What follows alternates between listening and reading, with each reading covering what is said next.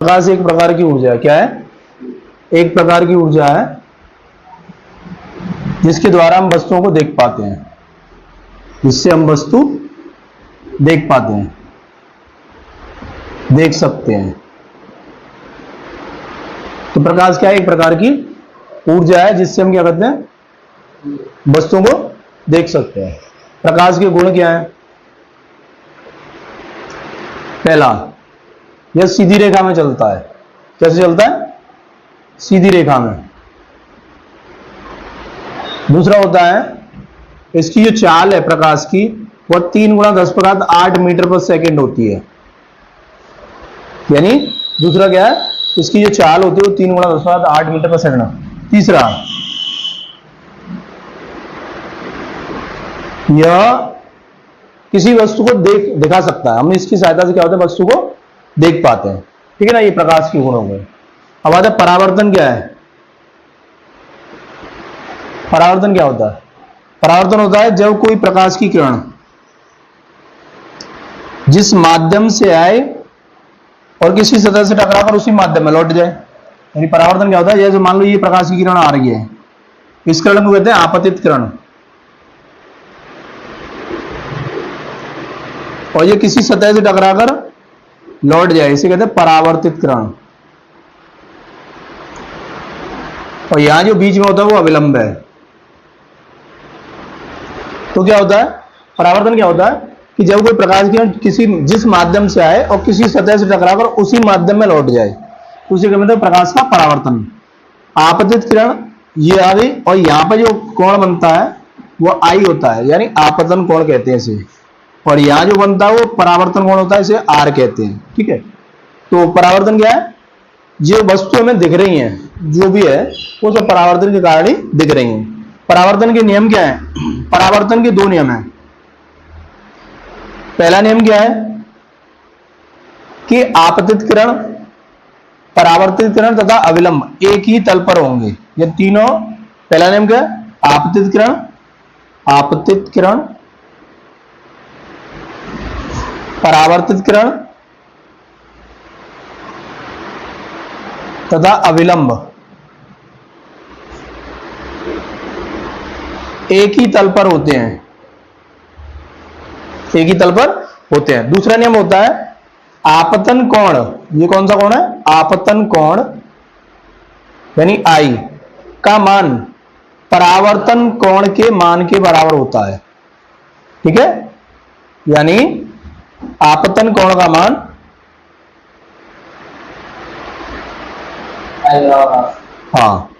परावर्तन कोण के मान के बराबर होता है।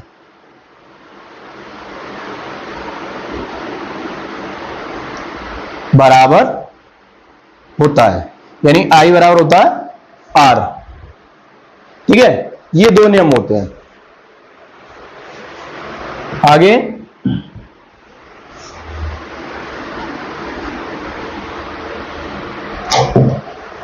अगली हमारी हेडिंग है प्रतिबिंब। क्या होता है? प्रतिबिंब।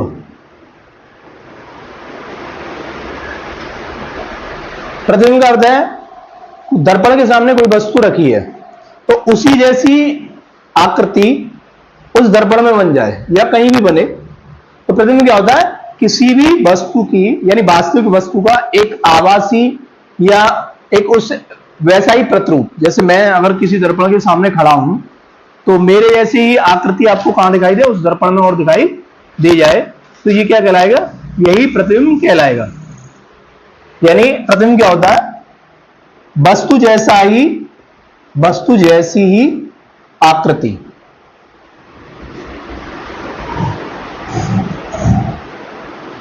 वस्तु जैसी आकृति देना। ये बनती कैसे है? यानी क्या होता है कि ये बनता कैसे है? कोई भी प्रकाश की किरण आ रही है, जैसे मान लो मेरे पास ये एक अवतल दर्पण है। पहले दर्पण क्या होता है, लेंस क्या होता है, थोड़ा ये समझा देते हैं। मान लो ये हमारे पास 2 चीज है, एक ये दिख रहा है, एक ये दर्पण में आपको दिख रहा हो, एक और पॉलिश होती है, पॉलिश होती है। वही लेंस में पॉलिश होती है, यानी इसमें प्रकाश पार जा सकता है। प्रकाश क्या कर सकता है? पार जा सकता है, निकल सकता है। लेकिन दर्पण में क्या होता है, एक और पॉलिश होती है जिसके बाद प्रकाश पार नहीं जाता, ऐसे करके प्रकाश बाहर नहीं निकलेगा, वो परावर्तित हो जाएगा, लौट जाएगा। तो मान लो हमारा दर्पण है हमारे पास, और दर्पण में क्या है, हम यहां से कोई वस्तु रखी है, वस्तु का प्रकाश जा रहा है उस पर, तो प्रकाश जाएगा तो पार नहीं निकलेगा, परावर्तित हो जाएगा। परावर्तित हो जाएगा तो परावर्तन के बाद प्रकाश की किरणें जहां मिलती हैं, देखो ये मिल रही है, प्रकाश की किरणें परावर्तन के बाद या अपवर्तन के बाद, दो घटनाएं आप पढ़ोगे, तो परावर्तन के बाद, परावर्तन के बाद जहां मिलती है या मिलती हुई प्रतीत होती है, उसे हम क्या कहते हैं, प्रतिबिंब कहते हैं। ये जो बन रहा है, यहां ए बी वस्तु है और इसका प्रतिबिंब ए डैश बी डैश बन रहा है, तो ये क्या है, इसी की वस्तु का आकार दिखेगा आपको, और छोटा होगा बड़ा होगा वो अलग बात, वो कंडीशन पर डिपेंड करेगा, लेकिन है उसी जैसा। तो प्रतिबिंब क्या होता है, जहां पर परावर्तन या अपवर्तन के बाद प्रकाश की किरणें मिलती हैं या मिलती हुई प्रतीत होती हैं, उसे प्रतिबिंब कहते हैं। प्रतिबिंब दो प्रकार के हैं, एक होता है वास्तविक प्रतिबिंब, वास्तविक यानी रियल इमेज, और दूसरा होता है आभासी, आभासी प्रतिबिंब या वर्चुअल इमेज। ठीक है, वास्तविक क्या होता है, वास्तविक प्रतिबिंब वहां बनता है जहां पर प्रकाश की किरणें वास्तव में मिल रही हो। परावर्तन के बाद क्या हुआ, परावर्तन के बाद प्रकाश की किरणें मिलती हैं, यानी ये मिल जाती हैं। दूसरा, इस वास्तविक प्रतिबिंब को हम पर्दे पर प्राप्त कर सकते हैं, वर्चुअल को नहीं है, आभासी को उस पर नहीं प्राप्त कर सकते हैं। इसे क्या कर सकते हैं, यानी जो वास्तविक प्रतिबिंब होता है उसे हम पर्दे पर प्राप्त कर सकते हैं, और ये कब बनता है, जब प्रकाश की किरणें वास्तव में काट रही हो, एक दूसरे में मिल रही हो। तीसरा होता है, ये उल्टा बनता है, वास्तविक प्रतिबिंब कैसा बनता है, उल्टा बनता है। वहीं आभासी प्रतिबिंब क्या है, आभासी प्रतिबिंब में प्रकाश की किरणें मिलती नहीं है, मिलती हुई प्रतीत होती हैं, मिलती नहीं, मिलती हुई प्रतीत होती हैं।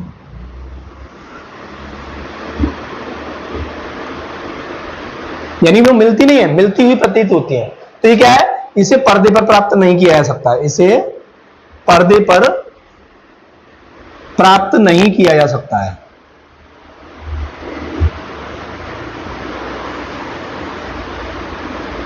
पर्दे पर इसे प्राप्त नहीं कर सकते हैं। दूसरा, यह सीधा बनता है, कैसा बनता है, सीधा बनता है। ठीक है, ये आपके दो प्रतिबिंब है। अब इनकी स्थिति क्या क्या है, कैसे कैसे बनेंगे, हम आपको बताते हैं। ठीक है, ये हो गया। अब आते हैं कुछ दर्पण से संबंधित परिभाषाएं आती हैं, आपसे पूछ लेता है। चलो पहले प्रतिबिंबों का बनना बताते हैं, उसके बाद उन परिभाषाओं को बता देंगे। ठीक है, प्रतिबिंब कैसे बनेंगे, प्रतिबिंबों का बनना,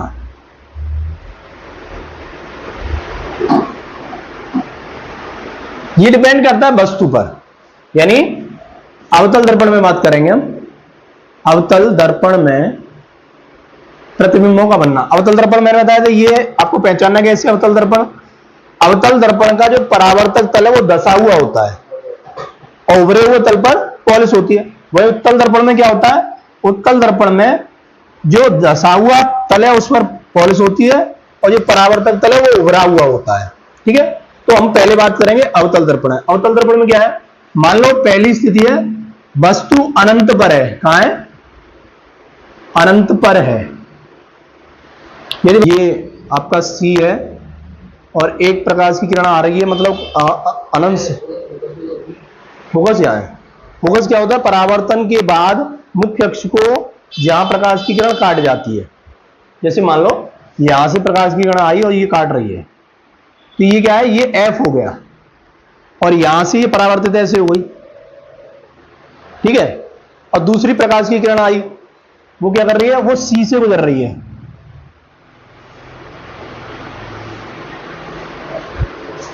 अब सी से गुजरेगी, तो मैंने बताया सी से गुजरने वाली प्रकाश की किरण जैसे आएगी वैसे ही लौटकर चली जाएगी। तो जो प्रतिबिंब है वो एफ पर बनेगा, यानी अनंत से, पहली स्थिति क्या है, मैंने अनंत से, अनंत पर वस्तु है,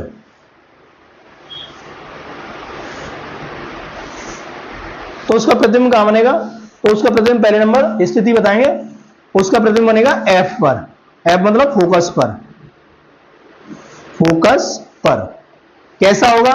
वस्तु इधर है, उल्टा होगा। कैसा होगा? उल्टा। अगली स्थिति कौन सी है? या प्रकाश की किरणें आपस में मिल रही हैं, तो वास्तविक होगा। कैसा होगा? वास्तविक होगा। और वस्तु से छोटा होगा। वस्तु से कैसा होगा?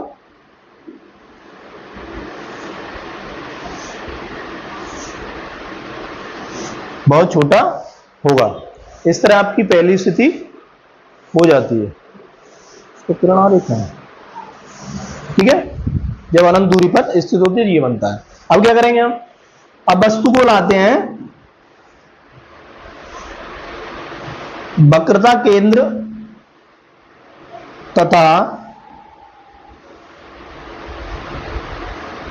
अनंत के बीच रखा हमने। देखिए वस्तु इधर चलेगी, प्रतिबिंब इधर चलेगा। तो यहां क्या है? यह एक अवतल दर्पण है, ये मुख्य अक्ष है, यहां सी है आपका, और यहां वस्तु रखी है। तो यहां से प्रकाश की किरण चलेगी और परावर्तन के बाद मुख्य यानी फोकस से गुजरेगी। फोकस बनाना है, परावर्तन के बाद कोई भी किरण मुख्य अक्ष को जहां काटती है वही एफ हो जाता है। अब एक प्रकाश की किरण मैंने कहा था कि वक्रता केंद्र से जाएगी, और वक्रता केंद्र से जैसी जाएगी उसी रास्ते से लौट आएगी। तो इसका जो प्रतिबिंब है वो यहां बन जाएगा। अब देखो प्रतिबिंब कहां बना कि एक तो वो बना एफ और सी के बीच। कहां बन गया? एफ और सी के बीच। बनना नहीं बनना है? यानी फोकस और वक्रता केंद्र के बीच बन रहा है। कैसा है? उल्टा है, वास्तविक है, और वस्तु से बड़ा है या छोटा है? वस्तु से छोटा है। वस्तु से छोटा है, ठीक है। तीसरी स्थिति क्या है हमारी? तीसरी स्थिति यदि वस्तु वक्रता केंद्र पर हो। कहां हो? हम वस्तु को कहां रख रहे हैं? वस्तु वक्रता केंद्र पर हो। वक्रता केंद्र है यहां। यदि हम वस्तु को वक्रता केंद्र पर, यहां बना रहा हूं मैं, ये आपका अवतल दर्पण और ये मुख्य अक्ष आई, यहां आपका सी है, वस्तु इसी पर रख दी हमने, यानी वस्तु को कहां रखा है? वक्रता केंद्र पर ही रखा है। तो हमारा प्रतिबिंब कहां बनेगा? तो एक तो प्रकाश की किरण क्या होगी? ऐसे करके जाएगी, तो ये क्या करेगी? इस तरह गुजर आएगी, फोकस से गुजरेगी, क्योंकि मैंने बताया परावर्तन के बाद फोकस गुजर। एक जो दूसरी किरण है वो फोकस से जाएगी और परावर्तित होकर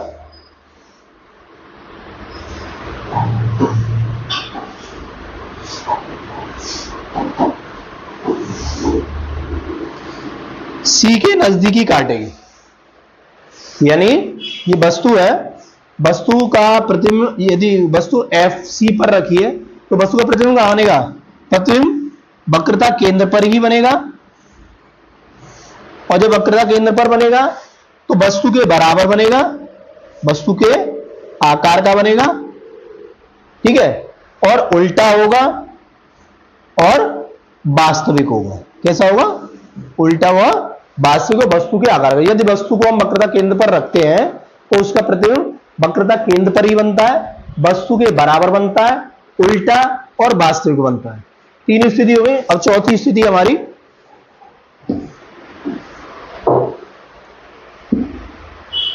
अब वस्तु को क्या लाना है? एफ और सी के बीच में लाना है। जब वस्तु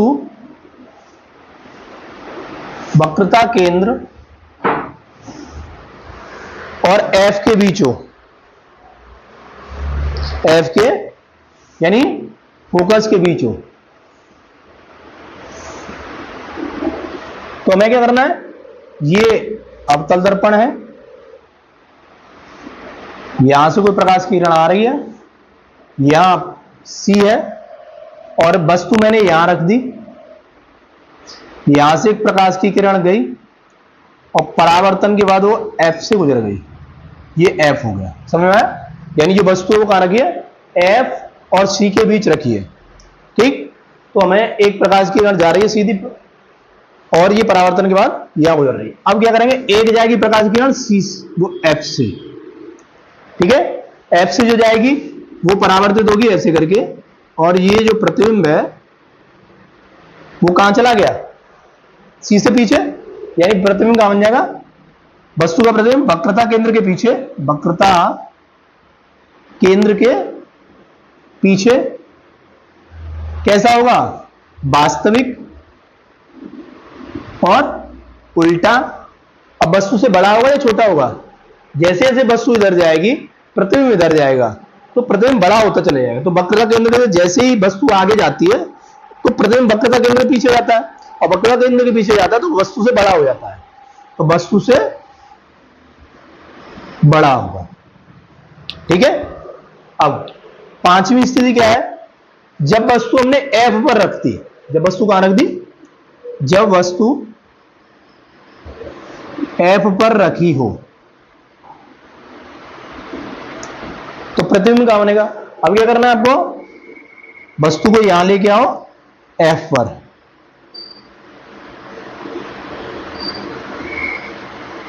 करनी है, ठीक है। एक F से गुजरी, दूसरी प्रकाश की किरण क्या होगी? एक ऐसे करके जाएगी और परावर्तित होकर उसी रास्ते से आएगी जो कि C से गुजर जाएगी, वक्रता केंद्र से गुजरेगी। यानी एक तो प्रकाश की किरण जाएगी परावर्तन के बाद F से गुजर जाएगी, दूसरी जाएगी C से, और C से गुजरेगी तो हम क्या करेंगे? वो C से जैसे आगे जाएगी वो उसी रास्ते से लौट आएगी। लौटने के बाद क्या होगा कि ये कहीं पर जाके मिलेगी, लेकिन बहुत दूर जाके मिलेगी। ऐसे बढ़ाते जाएंगे कहीं मिल सकती है, तो उसका प्रतिबिंब क्या होगा? पहली चीज, प्रतिबिंब बहुत बड़ा होगा। प्रतिबिंब बनेगा कहां? वो अनंत पर बनेगा। कैसा बनेगा? अनंत पर।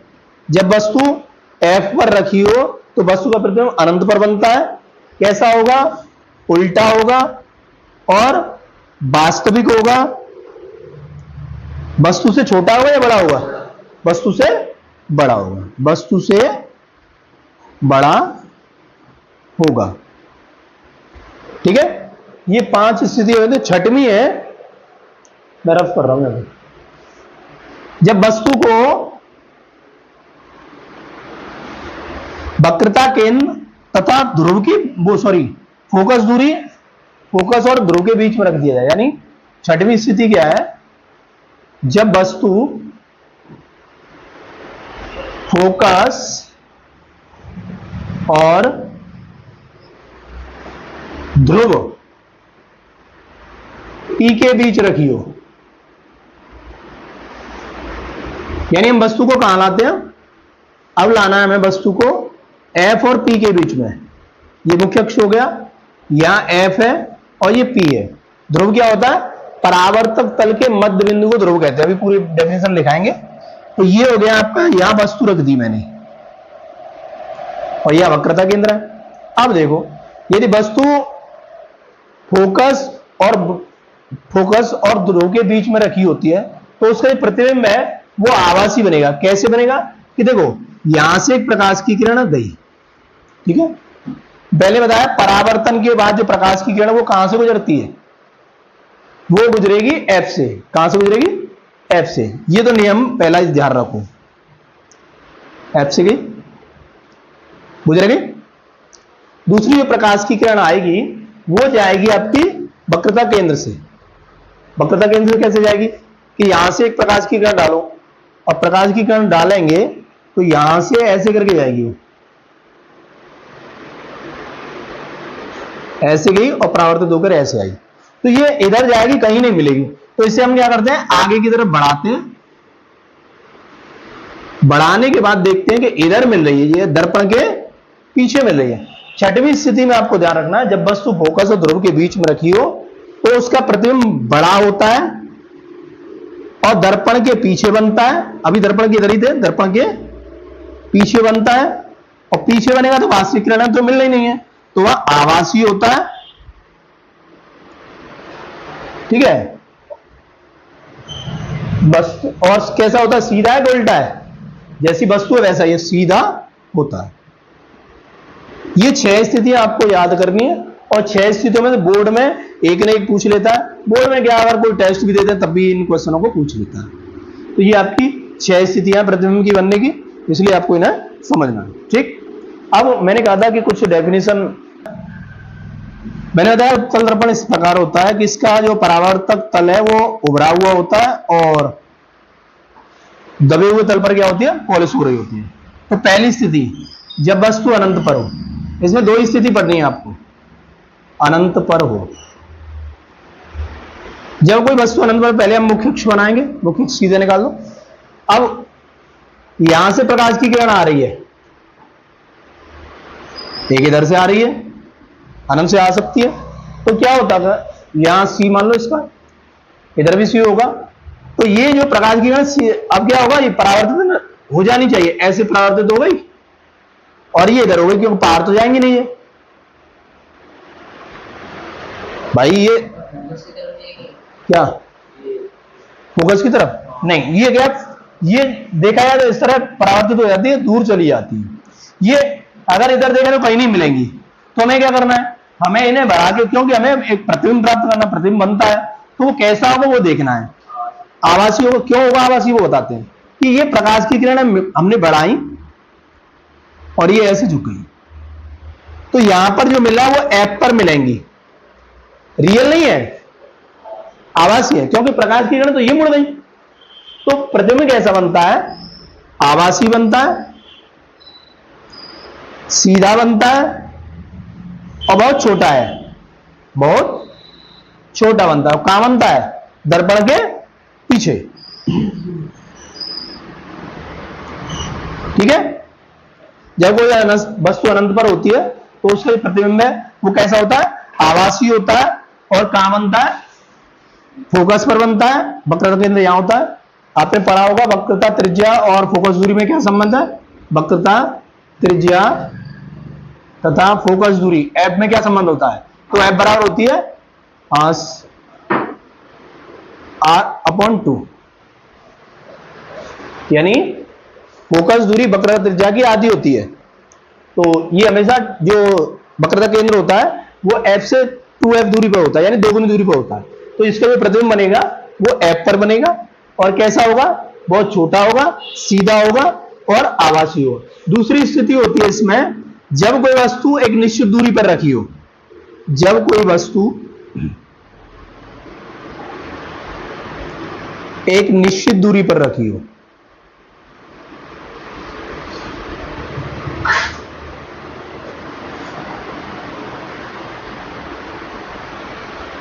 वस्तु क्या हो, एक निश्चित दूरी पर रखी है। तो देखो क्या होता है, ये उत्तल दर्पण है, ये इस तरह आपका, यहां कोई वस्तु रखी है, ठीक है, यहां से प्रकाश की किरण आई तो ये किधर जाएगी, इधर या इधर, परावर्तित तो हो जाएगी ऐसे, क्योंकि उसे क्यों नहीं पार नहीं कर सकती है, पार क्यों नहीं कर सकती है, क्योंकि मैंने बताया ये क्या है, ये एक दर्पण है और दर्पण क्या होता है, एक और पॉलिश होती है और पॉलिश युक्त जो वो होता है वो कभी भी प्रकाश को पार नहीं जाने देता है। दूसरी, इसे किरण को हमने बढ़ाया, यहां एफ है और यहां सी है, तो एक प्रकाश की किरण मैंने बताई थी कहां जाएगी, सी से गुजर के जाएगी। कहां गुजरेगी, सी से गुजरेगी। जब सी से गुजरेगी, ये गुजरेगी नहीं, हम मान रहे यहां से डॉट डॉट करके जाएगी, एक आभासी वो कर लेते हैं। चलो एफ को थोड़ा नजदीक ले लेते हैं, इससे सही बन जाएगा। एफ को हम यहां ले लेते हैं और सी को यहां, तो क्या होगा, ये प्रकाश की किरण गई तो जा रही है, तो लौट कर तो जी रास्ते से चली जाए पीछे, ऐसी जाएगी। लेकिन इसे हम क्या करेंगे, बढ़ा के हम मान लेंगे सी से गुजर रही है। अब देखो दोनों ही प्रकाश की किरणें नहीं मिल रही है, तो हम क्या करते हैं, हम इसे मिला हुआ मान लेते हैं यहां पे सी पर, एफ पर, सॉरी, ये जा रही है सी के लिए और ये जा रही है एफ के लिए।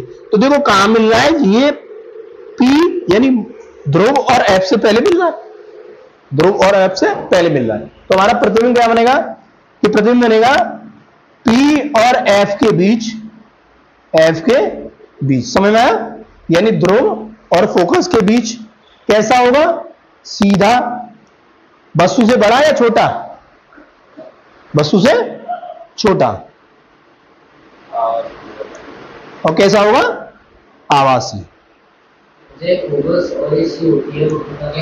ये वक्रता की है? ये भी आवासी इधर तो आवाज मतलब हम मानते हैं क्योंकि आवाज इधर रियल इमेज तो रियल इधर है, लेकिन क्या है ये दर्पण है तो प्रकाश को पार नहीं जाने दे रहा है, तो हम मान लेते हैं। ठीक है, तो ये आवासीय। केवल उत्तल दर्पण दो स्थिति याद रखनी है। एक, जब वस्तु अनंत पर हो तो उसका प्रतिबिंब F पर बनता है, बहुत छोटा बनता है, सीधा बनता है, लेकिन आवासीय होता है, दर्पण के पीछे बनता है। वहीं जब वस्तु कोई निश्चित दूरी पर रखी हो तो उसका प्रतिबिंब क्या बनता है? स्थिति तो वही है कि आवासीय होगा, वस्तु से छोटा होगा, लेकिन बनता क्या है कि वो बनता है ध्रुव और फोकस के बीच में और दर्पण के पीछे। ठीक है, ये स्थितियां हैं। प्रतिबिंब की दो आपकी स्थिति इनमें से पूछ लेता है, केवल उत्तर में यह और अवतल में 6 है। अब चलते हैं हम इसकी परिभाषा जो बता रहे थे कि क्या क्या होती है।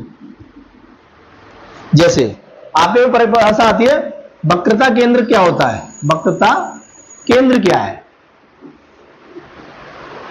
वक्रता केंद्र, ऐसे ही वक्रता त्रिज्या। तो हमें एक परिभाषा याद कर लेंगे, दूसरी अपने आप याद हो जाएगी। इसमें होता क्या है कि ये देखिए एक गोला है, गोली दर्पण है। ठीक है, ये गोलीय दर्पण है या कांच का कोई टुकड़ा है। तो वक्रता केंद्र क्या होता है? गोलीय दर्पण जिस गोले से काटकर बनाया जाता है उस गोले के केंद्र को वक्रता केंद्र कहते हैं। यानी यहां ये वक्रता के केंद्र हो गया, तो यहां से यहां तक एक त्रिज्या हो गई इसकी। तो वक्रता केंद्र क्या होता है? गोलीय दर्पण, अभी तो इंक डाली थी। गोलीय दर्पण जिस गोले से काटकर बनाया जाता है, जिस गोले से काटकर बनाया जाता है,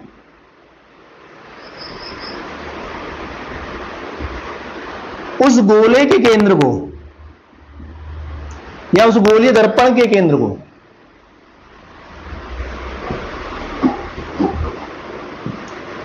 वक्रता केंद्र कहते हैं। वक्रता केंद्र कहते हैं। इसे सी से प्रदर्शित करते हैं, इसे सी से प्रदर्शित करते हैं।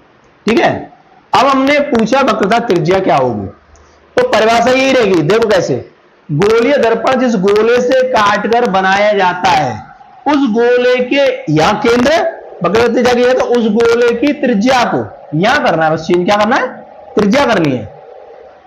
त्रिज्या को वक्रता त्रिज्या कहते हैं। ठीक है, इसे आर से प्रदर्शित करते हैं, इसे वक्रता त्रिज्या को। ठीक है ना, तो वक्रता त्रिज्या, वक्रता केंद्र, अगर वक्रता केंद्र की परिभाषा याद होगी तो त्रिज्या याद हो जाएगी। वही क्या करना है, बस केंद्र की जगह क्या करना है, त्रिज्या लगानी है, और वक्रता केंद्र की जगह वक्रता त्रिज्या लगानी है। कैसे? गोलीय दर्पण जिस गोले से काटकर बनाया था उस गोले की त्रिज्या को हम वक्रता त्रिज्या कहते हैं। और संबंध में ना पूछा जाता है वक्रता त्रिज्या और एफ में क्या संबंध है? एफ बराबर होता है R/2 या R बराबर क्या हो जाएगा 2F, क्रॉस मल्टीप्लिकेशन कर देंगे। और ये तो प्रश्न आता है आपके ऑप्शन में भी आ सकता है वैसे भी, कि वक्रता त्रिज्या और फोकस में क्या संबंध है, फोकस दूरी में। तो वक्रता त्रिज्या फोकस दूरी की दोगुनी होती है, या एफ होती है त्रिज्या की आधी, एफ बराबर R/, हाँ, अरे टिक लगाने के लिए आता है, वैसे भी आता है, और न्यूमेरिकल्स भी आते हैं, इसलिए इसे समझना है। ठीक है, दो हो गई परिभाषा। तीसरी, ध्रुव यानी मुख्य अक्ष क्या होता है? मुख्य अक्ष क्या होता है कि वक्रता केंद्र तथा ध्रुव को मिलाने वाली रेखा। जैसे कोई दर्पण है, ये अवतल दर्पण है, मैंने बताया था अभी, यहां पर इसका C है और ये P है। तो वक्रता केंद्र तथा ध्रुव को मिलाने वाली रेखा कौन सी? वक्रता केंद्र तथा ध्रुव को मिलाने वाली, तो परावर्तक तल का मध्य बिंदु, परावर्तक तल ये हो गया 4 सेंटीमीटर का, इसका मध्य बिंदु क्या होगा? 2 सेंटीमीटर पे तो होगा। तो परावर्तक तल के मध्य बिंदु को ध्रुव कहते हैं। क्या कहते हैं? ध्रुव कहते हैं। इसे P से प्रदर्शित करते हैं, P से प्रदर्शित करते हैं।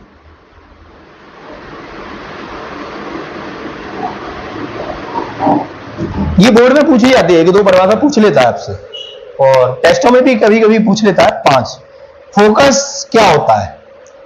फोकस तल क्या होता है, या फोकस क्या होता है? तो देखो, ये कोई भी अवतल दर्पण है, इसमें कोई प्रकाश की किरण ऐसे आई, तो मैंने बताया फोकस क्या होता है कि परावर्तन के बाद प्रकाश की किरण मुख्य अक्ष को जहां पर काटती है, ये मुख्य अक्ष है। परावर्तन के बाद प्रकाश की किरण मुख्य अक्ष को जहां पर काटती है, उसे हम फोकस कहते हैं। ठीक है, परावर्तन के बाद, वो लिख लेना, बोल दिया मैंने, परावर्तन के बाद जो किरण है मुख्य अक्ष को जहां काटेगी, उसे हम क्या कहेंगे? फोकस कहते हैं। इसे एफ से प्रदर्शित करते हैं। अब आता फोकस दूरी। फोकस दूरी क्या होगी? तो देखो, दूरी हमारी जो नापी जाती है, आप चिन्ह परपाटी पढ़ोगे, समझा देते हैं यहीं पर। चिन्ह परपाटी में क्या होता है कि हमेशा जो दूरी है वो ध्रुव से नापी जाती है, यहां से। ठीक है, अब यदि आप इधर दूरी लोगे तो वो धनात्मक होती है, और इधर लोगे तो ऋणात्मक होती है। अब हमने कहा फोकस दूरी क्या होती है, तो ध्रुव से फोकस के बीच की दूरी, यहां तक की दूरी, ध्रुव से फोकस के बीच की दूरी को हम फोकस दूरी कहते हैं। ध्रुव से फोकस के बीच की दूरी को हम फोकस दूरी कहते हैं। यह परिभाषा आपकी पूछी जाती है। अब आता है आपका चिन्ह प्रपाटी, पूरा समझाते हैं ना। ये लंबा चैप्टर है, वैसे इसमें 2 चैप्टर मिला दिए हैं एक साथ, एक परावर्तन और एक अपवर्तन। तो परावर्तन अभी क्लियर कर रहे हैं, अपवर्तन है, अपवर्तन रह जाएगा, वो बाद में फिर कभी करा देंगे, लेकिन चैप्टर तो बड़ा है ही। देखो, चिन्ह परपाटी क्या होता है, इसे समझ लो तो न्यूमेरिकल्स में सहायता मिल जाती है और आराम से कर सकते हो। चिन्ह परपाटी क्या है कि हम जो चिन्ह लेंगे, दूरियां नापी जाएंगी। जैसे हमारे पास क्या होगी, वस्तु की दूरी को यू कहते हैं। प्रतिबिंब की दूरी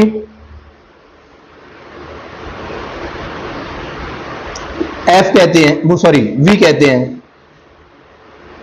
फोकस दूरी को एफ कहते हैं। ठीक है ना, ये है। अब ये कहां लेंगे, कैसे लेंगे, ये बताना है। तो देखो बेटा, हमेशा जो दूरी है, मैंने बताया कि यहां से नापी जाती है ध्रुव से। अब मैंने यहां कोई वस्तु रखी, मान लो ये वस्तु रखी है 10 सेंटीमीटर दूरी पर, तो हम दूरी यहां से नापेंगे 10 सेंटीमीटर दूरी। क्या ये वस्तु है, तो वस्तु को हम कहते हैं यू। तो जब यू लिखा जाएगा तो आपको ध्यान रखना है कि इधर आएंगे तो माइनस में लिखाएगा। तो यू जो दिया है यहां पर कौन सा दिया, -10।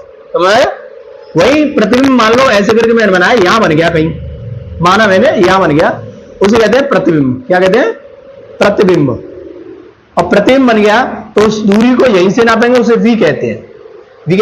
तो ये भी दूरी इधर आ रही है, तो ये भी माइनस में आएगी। इधर होती, यानी इसे 5 मान लू मैं, इधर होती तो प्लस, इधर ही माइनस। अब फोकस दूरी, ये वस्तु की दूरी हो गई, या प्रतिबिंब की दूरी होती है वही। अब फोकस दूरी क्या है, ये एफ है, मैंने बताया। तो एफ क्या होता है, यहां काट रहा है, यहां काटा है, इसे मान लो 2 सेंटीमीटर दिया है, 2 सेंटीमीटर दिया है, तो इसे हम क्या करेंगे, एफ। तो एफ क्या है, ये भी इधर है, तो इधर है तो ऋणात्मक 2 आएगा। ठीक है, इस तरह चिन्ह परपाटी में जो इधर वाली दूरी है वो माइनस में होती है और इधर वाली प्लस में होती है। ठीक है, तो चिन्ह परपाटी में जरूरत पड़ जाती है। अब अगली हेडिंग आपकी, इस चैप्टर में 2 हेडिंग और बता देते हैं। फोकस दूरी, ये भी प्रश्न आता है और टिक मार्का में तो आ ही जाता है। फोकस दूरी, वस्तु की दूरी तथा प्रतिबिंब की दूरी में संबंध बताओ। तो 1/f बराबर होता है 1/v + 1/u। ये आपको याद रखना है। 1/f बराबर होता है 1/v + 1/u। ये आपका फॉर्मूला। अब आता है रेखीय आवर्धन क्या है।